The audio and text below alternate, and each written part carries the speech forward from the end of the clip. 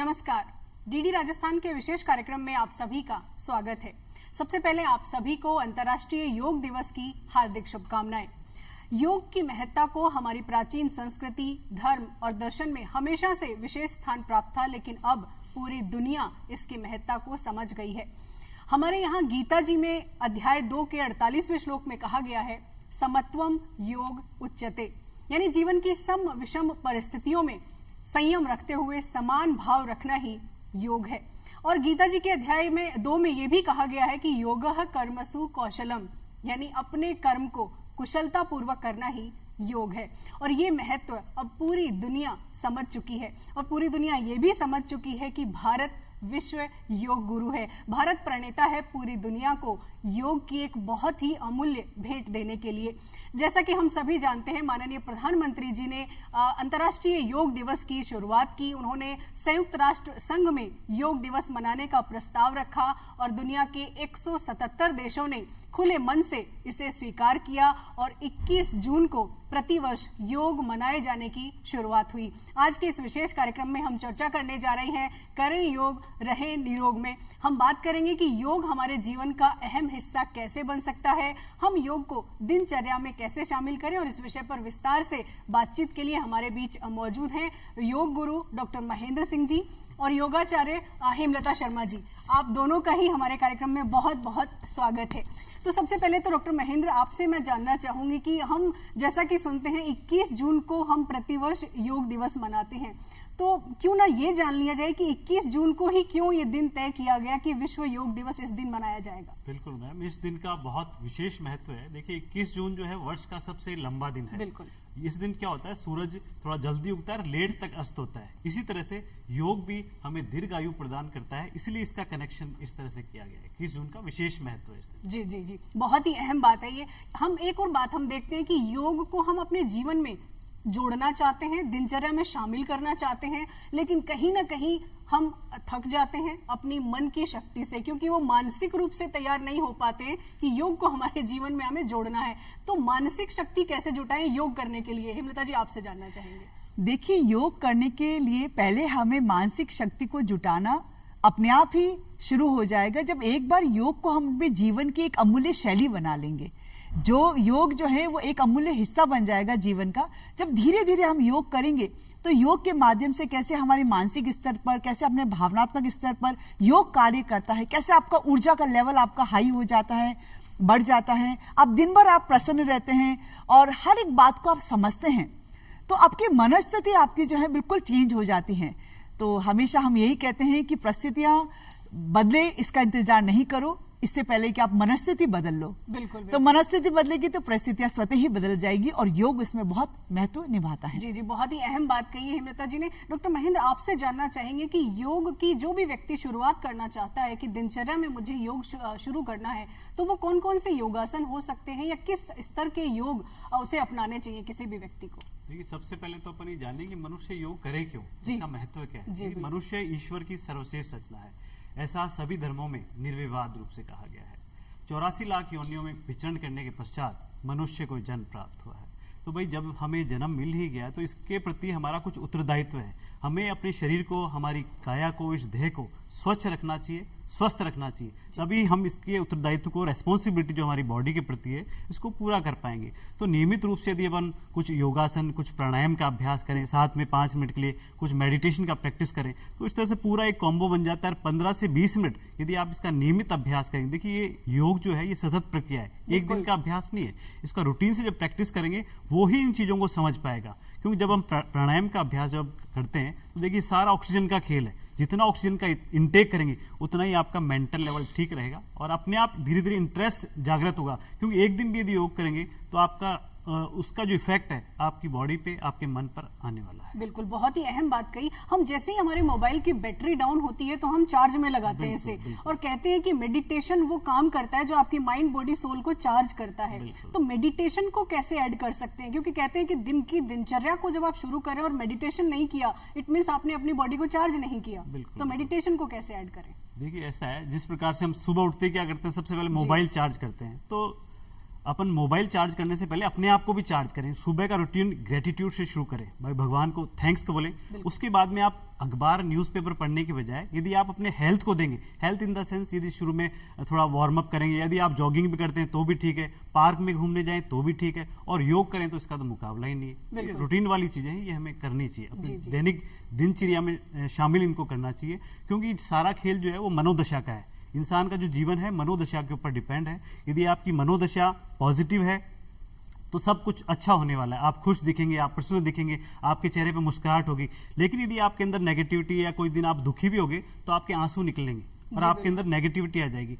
तो योग क्या करता है, नेगेटिविटी से आपको पॉजिटिविटी की ओर लेकर जाता है। बहुत अहम, बहुत अहम। अगर हमारी मनोदशा सकारात्मक होगी तो निश्चित रूप से उसका असर हमारे शरीर पर होगा। डॉक्टर महेंद्र ने जो बात कही कि मेडिटेशन और प्राणायाम दोनों हमारे जीवन में मानसिक जो शक्ति है वो बढ़ाने का काम कर रहे हैं, मैं आपसे जानना चाहूंगी कि मेडिटेशन लोग करना चाहते हैं, प्राणायाम शुरू करना चाहते हैं, लेकिन जैसे ही वो शुरू करते हैं तो विचारों का ऐसा आवेग उनके मानसिक स्थिति में आ जाता है कि वो डोमिनेट करने लगते हैं और व्यक्ति एकदम से आंख खोल लेता है और मेडिटेशन नहीं कर पाता है। जी। तो इस स्थिति को कैसे वो नियंत्रित कर सकते हैं? देखिए, बहुत अच्छी बात डॉक्टर महेंद्र ने बताई हमें, और हम भी ये बताना चाहेंगे कि महर्षि पतंजलि जी ने सबसे पहले सेकंड सूत्र के अंदर ये कहा है, योगस्य चित्त वृत्ति निरोध, है ना। योग चित्त की वृत्तियों को, जो भी चित्त के अंदर मॉडिफिकेशन चल रहा है, जो वेव चल रही है चित्त के अंदर, उथल पुथल जो चल रही है, उसको योग क्या करता है, शांत करता है।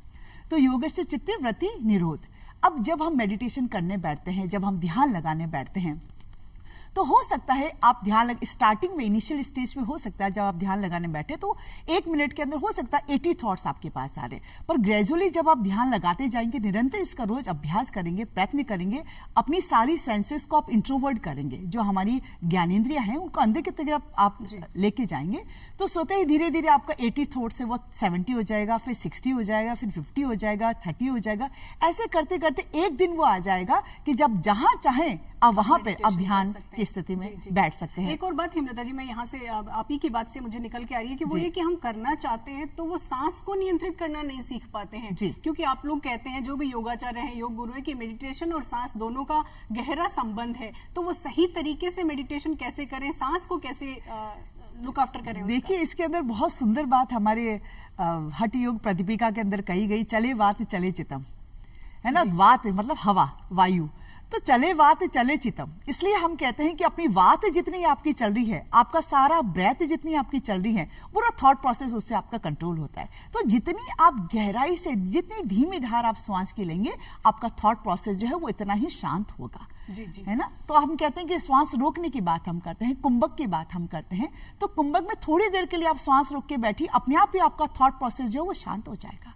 डीप ब्रीदिंग से शुरू कर सकते हैं। जी बिल्कुल। जी। बहुत ही अहम बात की है कि सांसों को अगर हमने समझ लिया तो योग को हम जीवन में शामिल कर ही लेंगे। डॉक्टर महेंद्र, आपसे जानना चाहेंगे, किस उम्र में व्यक्ति को योग करना शुरू कर देना चाहिए? देखिए, योग हम 8 साल के बच्चे से लेके 95 ईयर्स तक के लोग कर सकते हैं आराम से। योग में कोई विशेष ये जरूरी नहीं है कि आप आसन ही करें, आप प्राणायाम कर सकते हैं, आप मेडिटेशन कर सकते हैं, ये भी योग की पार्ट है। क्योंकि महर्षि पतंजलि द्वारा जो अष्टांग योग है, यम, नियम, आसन, प्राणायाम, प्रत्याहार, धारणा, ध्यान और समाधि, तो योग को अपन केवल आसन तक सीमित नहीं रखे। ये तो यम नियम का पालन करेंगे तो अपने आप ही आपकी मनोदशा चेंज होने वाली है। प्लस आप प्राणायाम का अभ्यास करेंगे तो प्राणायाम में क्या होता है, ऑक्सीजन का इंटेक करते हैं। तो जब हम ऑक्सीजन का इंटेक करते हैं तो हमारी जो मस्तिष्क की ग्रंथियां हैं, पिट्यूटरी और पीनियल जो ग्लैंड है, उनको रिलैक्सेशन मिलता है, और जब उनको रिलैक्सेशन मिलता है तो इंसान का दिमाग अपने आप शांत होने लग जाता है। जी। तो किसी भी उम्र से योग को शुरू किया जा सकता है, और कोई भी व्यक्ति अगर योग शुरू कर रहा है, मेडिटेशन और प्राणायाम की तो आपने बात की, शुरुआत इससे करें, लेकिन इसके अलावा भी कौन से ऐसे व्यायाम हैं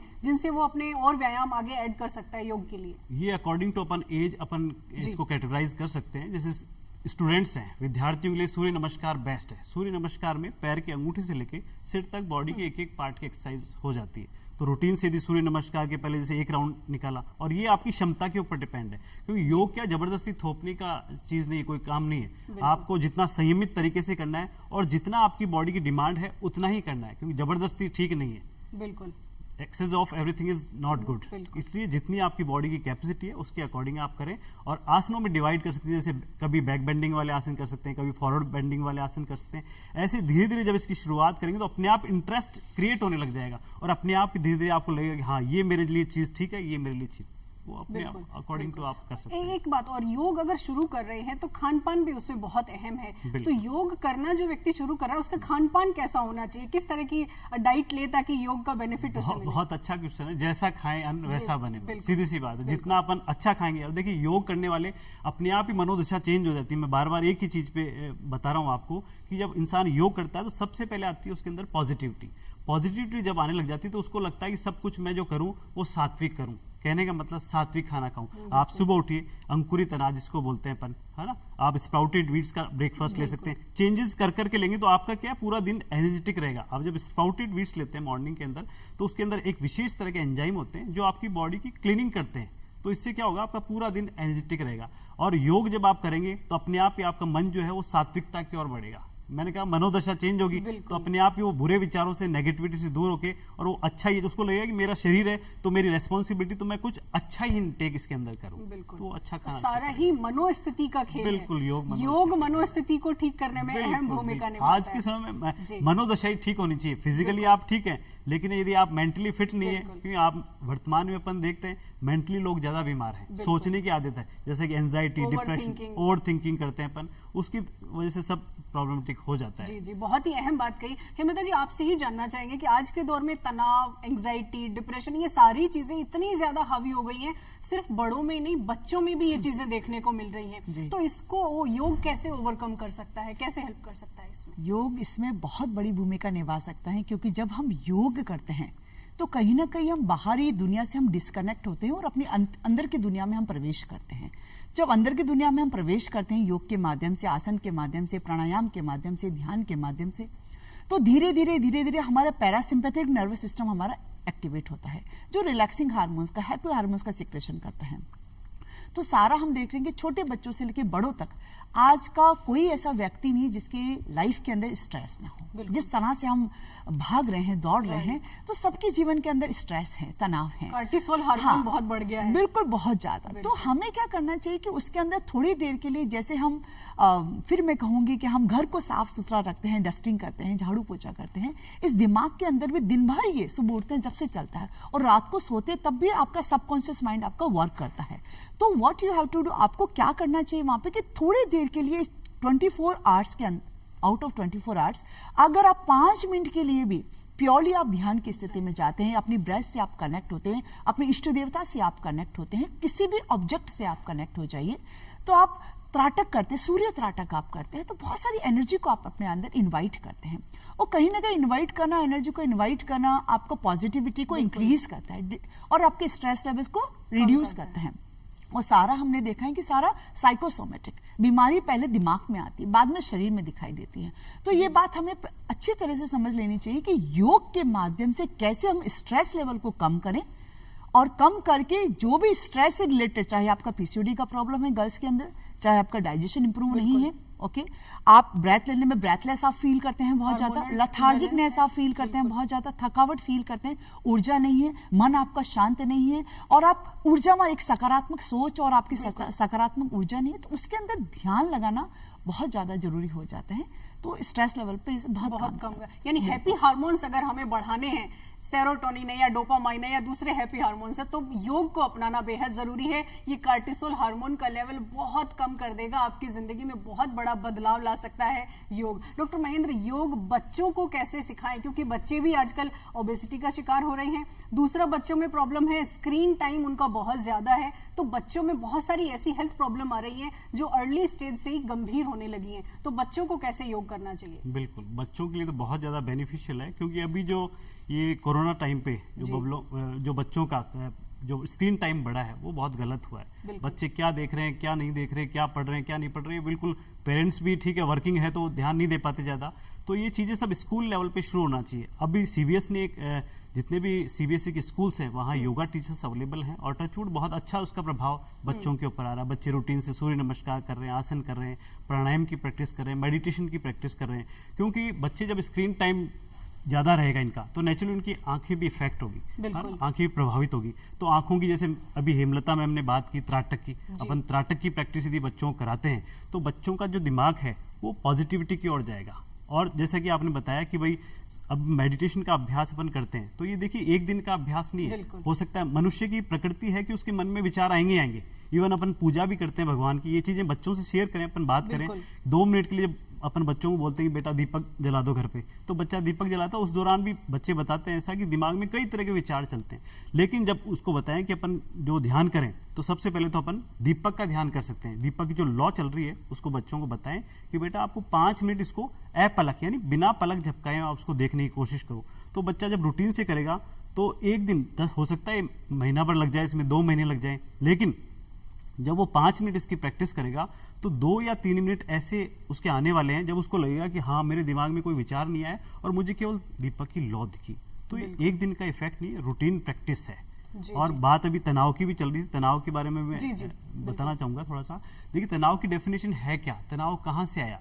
तो देखिए भूतकाल से लगाओ, वर्तमान से असंतुष्टि और भविष्य की चिंता, यही तनाव का कारण। आप कैसे भी अज्यूम कर लो, क्योंकि जो बीत गया आप उसको बदल नहीं सकते, और जो आने वाला है उसको आप कंट्रोल नहीं कर सकते। यू कैन मैनेज ओनली, आप उसको मैनेज कर सकते हैं लेकिन कंट्रोल नहीं कर सकते। तो जो खुशियां हैं वो वर्तमान में ही है। और जैसा कि अभी हार्मोन्स की बात जो चल रही थी, तो देखिए ये कहते हैं हंसने वालों को दवाओं की जरूरत नहीं होती, लेकिन वर्तमान में हमें हंसी कम ही आती है। तो हंसने से क्या होता है, बॉडी के अंदर एक नेचुरल एक हार्मोन निकलता है जिसको एंडोर्फिन बोलते हैं। तो वो ज्यादा हंसने से बोलते हैं, तो शरीर की छोटी मोटी बीमारियां तो हंसने से दूर हो जाती है। सारा हंसी का ही खेल है, जितना इंसान खुश रहेगा, प्रसन्न रहेगा, तो बीमारी आएगी नहीं इंसान। तो कहने का मतलब है जो प्रॉब्लम है वो अनकंट्रोल्ड थॉट्स की वजह से है। हमारे विचार अनियंत्रित हैं, उनको हम नियंत्रित नहीं कर पा रहे हैं, चाहे वो किसी भी तरह की नेगेटिविटी, उसका असर ज्यादा हो रहा है तो तनाव हम बढ़ा लेते हैं। आपने बहुत अच्छी बात कही कि हंसने से बहुत सारी समस्याएं वैसे ही हल हो जाती हैं। आज की फैमिली के सिस्टम की अगर हम बात करें तो साथ में बैठ के खाने की जो हमारी प्राचीन परंपरा थी वो शायद धीरे धीरे कम हो गई है। सब अपने अपने रूम्स में खाना खा रहे हैं। और दूसरी जो सबसे बड़ी प्रॉब्लम आज की है वो है नोमोफोबिया, यानी हम साथ में बैठे हैं तो भी फोन हमारे हाथ में है, फैमिली मेंबर साथ में बैठे हैं लेकिन फोन लेकर बैठे हुए हैं। तो योगा कैसे एक योगा टुगेदरनेस बढ़ा सकता है, कैसे फैमिली साथ में मिलकर योगा करे? मैं आप दोनों से जानना चाहूंगी। हेमलता जी पहले आपसे जानना। देखिए इसके लिए फैमिली में जो मुखिया है उसका बहुत बड़ा रोल है। उनको सेट करना पड़ेगा कि फैमिली क्वालिटी टाइम अपना हो।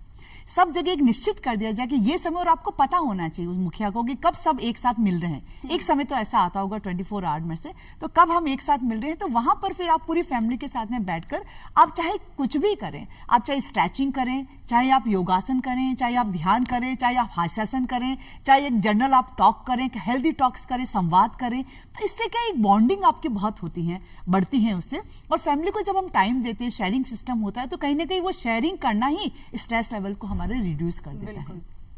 तो एक क्वालिटी टाइम हम बना के कुछ भी रोज उसको परिवर्तन करें कि आज हम आसन करेंगे, चलिए हम अब फैमिली में ही बैठे हैं तो चलो आप उसमें भी कर सकते हैं कि चलो आज फोन कितनी देर तक इस एक पोजीशन में रहता है, आसन को होल्ड करता है, तो इस तरह से आप कर सकते हैं। प्राणायाम में आप त्राटक करते समय त्राटक में आप एक कैंडल आप जला दीजिए, कैंडल की लो को चलिए बैठ के एक ग्रुप में आप सब राउंड में बैठ जाएं और उस त्राटक में लो को आप देखें कौन कितनी देर तक देख सकता है, just like in A game. खेल में हम अच्छा बनाए हैं ना। हाँ, तो ये एक फैमिली टाइम हम निश्चित करके और हम बता सकते हैं कि हाँ छोटे छोटे से हम योगासन करके, प्राणायाम करके, ध्यान करके और हम इसको और भी ऊर्जावान बना सकते हैं। डॉक्टर महेंद्र आपसे भी जानना चाहूंगे इस विषय पर कि फैमिली में टुगेदरनेस बढ़ाने में योग कितना। हेमलता जी ने बहुत अच्छी बात की, परिवार के मुखिया का इसमें बहुत बड़ा रोल है। सपोज को एक छोटी सी हैबिट ले कि परिवार का मुखिया इधर रोजाना पेस्ट कर रहा है, ठीक है, तो रोजाना पेस्ट कर रहा है रात को सोने से पहले, जो एक अच्छी हैबिट्स है, क्योंकि कुछ अच्छी हैबिट्स, कुछ पाने के लिए कुछ अच्छी हैबिट्स की जरूरत है। तो अपन जैसे सपोज करो बड़ा कोई पेस्ट कर रहा है तो छोटा बच्चा क्या देखेगा, यार रोज पापा पेस्ट करें, मम्मी पेस्ट कर रही है तो मैं भी करूं, तो कहीं ना कहीं वो चीज आएगी। यदि आप प्राणायाम की प्रैक्टिस करें, यार पापा रोज प्राणायाम कर रहे हैं मॉर्निंग में उठ के, या जॉगिंग कर रहे हैं, दौड़ रहे हैं, क्यों कर रहे हैं सब, तो बच्चा जो देखता है वो ही सीखता है। एक छोटा सा एग्जाम्पल मैं आपको देना चाहूंगा, क्योंकि जयपुर की कई स्कूलों से मैं जुड़ा हूँ। तो एक दिन एक स्कूल में बच्चा लेट आया, तो मैंने उस बच्चे से पूछा, बेटा why you so come late today, आज आप इतने लेट क्यों आए? तो उस 8 साल का बच्चा, उसको कुछ पता नहीं बेचारे को, तो उसने जवाब दिया, बोले सर पापा मम्मी में लड़ाई हो गई थी। जी जी जी। लड़ाई इन द सेंस कोई हाथापाई वाली बात नहीं, मन मुटाव भी हो सकता है, बहस भी हो सकती है। तो ये बच्चे आजकल घरों में देख रहे हैं, तो इसमें परिवार का बहुत बड़ा रोल है इसके अंदर। घर में जितनी सकारात्मकता आएगी, जितने सपोज जैसे मैम ने बताया कि एक साथ बैठ के खाना खाएं अपन, क्वालिटी टाइम बिताएं अपन, ठीक है, योग करेंगे, प्राणायाम करेंगे, तो अपने आप बच्चों की बहुत अहम बात की आपने। रिश्तों को मजबूत करने में योग का जैसे कि मतलब ही है जोड़ना, तो रिश्तों में अगर कोई प्रॉब्लम है तो उसमें भी जोड़ने में अहम भूमिका निभा सकता है। एक बात मैं इसमें ये कहना चाहूंगी, आजकल बच्चों में इनसिक्योरिटी फील हो रही है, एक कॉन्फिडेंस में नहीं आ रहे वो, कि कोई बात उनसे गलत हो भी जाती है। देखिए बचपन है, गलतियां बचपन में ही होती है, समझदार के हम नहीं करते, तो वो गलतियां हो जाती है तो एक शेयरिंग सिस्टम होना चाहिए जो भी हो गया। और बड़ों को ये समझना चाहिए कि वो इनसिक्योरिटी फील नहीं करे, एक अकेलापन फील नहीं करे, वो उसके अवसाद का कारण बनता है, उसके लो एनर्जी लेवल का कारण बनता है, एंग्जाइटी का कारण बनता है। और साथ में बच्चों में आजकल देखा गया कि रात को बच्चे लेट नाइट तक सोते नहीं है, सोने के लिए उनके मोबाइल की हेल्प लेनी पड़ती है। वो जब आंखें मतलब देखते देखते थक जाती है, तब वो अपने आप ही वो आंखें बंद होने लग जाती है, फिर वो सोते हैं। उन्होंने ये हैबिट बना ली है। तो हमें बच्चों को अच्छे संस्कार देने हैं, किस तरह से वो कब उठे, एक दिनचर्या उनकी कैसी हो, जीवन शैली उनकी कैसी हो, कब आपको सोना है, कब आपको जागना है, इसके उनको फायदे बताएं। बिल्कुल। तो उसका बहुत बड़ा इफेक्ट आएगा। बहुत ही अहम। इस बात से जोड़ते हुए मैं एक और बात, क्योंकि आपने कहा कि आप स्कूलों से जुड़े हुए हैं, तो काउंसलिंग का एक बहुत बड़ा रोल होता है, क्योंकि किशोरावस्था में जो बच्चे होते हैं वो कई बार रिटेलिएशन मोड पे आ जाते हैं, योग की बात उन्हें नहीं समझ में आती, वो फास्ट मोड पे होते हैं, जिम की एक्सरसाइज या दूसरी एक्सरसाइज उन्हें समझ में आती है, योगा से वो दूर रहना चाहते हैं। तो काउंसलिंग के जरिए किस तरह से, क्योंकि शैक्षणिक संस्थानों की भी भूमिका है कि जो किशोरों में जो बिहेवियरल चेंजेस आ रहे हैं या जो मानसिक स्थितियों में जो बदलाव हम देख रहे हैं, उसमें योग कितनी बड़ी भूमिका निभा सकता है स्थितियां ठीक करने में, आपसे जानना चाहिए। देखिए, किसी भी राष्ट्र का उज्जवल भविष्य उस देश के बच्चों में निहित होता है जिस देश के बच्चे ऊर्जावान होंगे, संस्कारवान होंगे और योग करेंगे। तो योग करने से क्या विचारों की शुद्धता आती है, और जब विचारों की शुद्धता बच्चों में आएगी तो नेचुरली अच्छा देश अपना बनने वाला है, अच्छा राष्ट्र बनने वाला है। और हमारा राष्ट्र तो युवा देश है, युवा देश है, बिल्कुल डिपेंड है अपना युवा आबादी यहाँ पे। तो बच्चों को समझाने की जरूरत है। देखिए, ये सारा कुछ जो वहाँ के योग टीचर हैं, जो योग शिक्षक है, उनके ऊपर डिपेंड है कि वो बच्चों की किस तरह से काउंसलिंग करते हैं। सपोज करो जैसे बच्चों में गुड हैबिट्स की बात अपन करें, या अपन बात करें जैसे बच्चों की जनरली जो स्कूल्स में प्रॉब्लम आती है, वो पेट दर्द की बच्चे शिकायत करते हैं, पेट दर्द की बच्चे शिकायत करते हैं, ठीक है, कई बार हेडेक की प्रॉब्लम करते हैं, तो उनको छोटे छोटे एक एक्यूप्रेशर होता है, योग के साथ एक एक्यूप्रेशर भी साथ में पार्ट है उसका भी, छोटे छोटे वो टिप्स दे सकते हैं, प्रेशर पॉइंट उनको बता दें अपन, तो अपने आप ही वो एनासिन या डिस्प्रिन खाने के बजाय वो उससे ठीक कर लेंगे। जैसे बच्चे कई बार आते हैं तो धीरे धीरे ये थंब को नीचे से ऊपर की तरफ प्रेस करो, क्योंकि योग में अपन जैसे ज्ञान मुद्रा लगाते हैं। तो देखिए, योग में हर चीज रिसर्च के ऊपर डिपेंड है, कोई योग अपने आप में एक बहुत बड़ा विज्ञान है। तो आप छोटा सा उनको ये टेक्निक बताइए, बेटा जैसे ज्ञान मुद्रा लगाते हैं आप, तो ये टिप ऑफ द थंब जो है आपकी मस्तिष्क का बिंदु है। तो धीरे धीरे जब सारा देखिए ब्लड सर्कुलेशन का खेल है, बॉडी में यदि ब्लड सर्कुलेशन, रक्त संचरण की क्रिया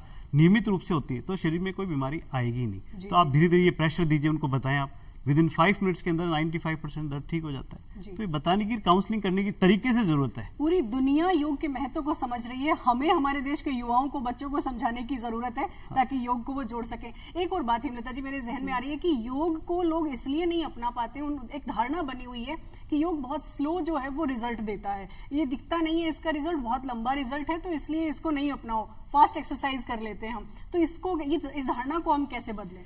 सबसे पहली बात तो ये कहना चाहूंगी कि योग को केवल आसन तक सीमित नहीं कर रहे हैं। आसन मतलब कि बॉडी को तोड़ना मरोड़ना, ये योग नहीं है। ये तो फिर जिम्नास्टिक में कर लीजिए, सर्कस में कर लीजिए, ये योग नहीं है। योग है जो चेतना का विकास करता है, आपके पोटेंशियल को आपको बताता है कि what you are and how much capacity you have in your body and mind. तो वो डेवलप होना चाहिए बच्चों के अंदर। साथ में जब हम करवा रहे हैं, उनको योग करवा रहे हैं और बता रहे हैं कि कैसे उनको क्या करना है, तो उस समय उनको ध्यान रखना चाहिए कि आप योग करते समय ये नहीं है कि आपको फास्ट नहीं भागना है। फास्ट भाग रहे हो तो आजकल हमने कहा बहुत सारे केसेस हमारे सामने आए कि जो जिम ज्वाइन करते हैं आजकल उनमें फ्रिक्वेंटली बहुत ज्यादा हार्ट अटैक की बीमारी बढ़ रही है। क्यों बढ़ रही है? कि अननोइंगली कितना आपका हार्ट झेल पा रहा है कि नहीं झेल पा रहा है, आप में उतना स्टेमिना है या नहीं है, फिर भी वो करे जा रहे हैं, जस्ट लाइक ए कॉम्पिटिशन। जो आपने शुरुआत में जो बात कही कि सांसों को नियंत्रित करना अगर आप सीख लेते हैं तो योग को अपने जीवन से जोड़ सकते हैं। बहुत अहम, इस विषय पर इतनी चर्चा हो सकती है कि ये समय कम है हमारे कार्यक्रम का। चलते चलते डॉक्टर महेंद्र, आपसे वर्किंग लोगों के लिए क्या आप संदेश देना चाहेंगे ताकि जो भी वर्किंग लोग हैं वो अपने जीवन में योग को समाहित कर सके, चाहे वर्क प्लेस हो चाहे अपनी पर्सनल लाइफ? वर्किंग लोगों के लिए तो बहुत जरूरी है, क्योंकि वर्तमान में जो आज का युग प्रतिस्पर्धा का युग है, और प्रतिस्पर्धा के अंधे युग में लोग भाग रहे हैं, एक दूसरे को आगे बीट करने के चक्कर में आगे भागे जा रहे हैं। वे प्रकृति के नियमों की अवहेलना करते हैं, और जब इंसान प्रकृति के नियमों की अवहेलना करता है तो शरीर में किसी न किसी प्रकार का रोग जरूर आता है, और जहाँ शरीर रोगग्रस्त है वहाँ सुख शांति और आनंद बिल्कुल भी नहीं है। जी, जी। तो कहने का मतलब है मनुष्य जन्म हमको मिला, मनुष्य जन्म हमको मिला, सुखद रहा संयोग, अब हम इसको योग से हरदम रखें निरोग, हरदम रखें निरोग। जी जी, बहुत ही अच्छा संदेश आपने दिया। तो आप दोनों का बहुत बहुत धन्यवाद, आपने बहुत अहम जानकारियां योग से जुड़ी हमारे दर्शकों के साथ साझा की।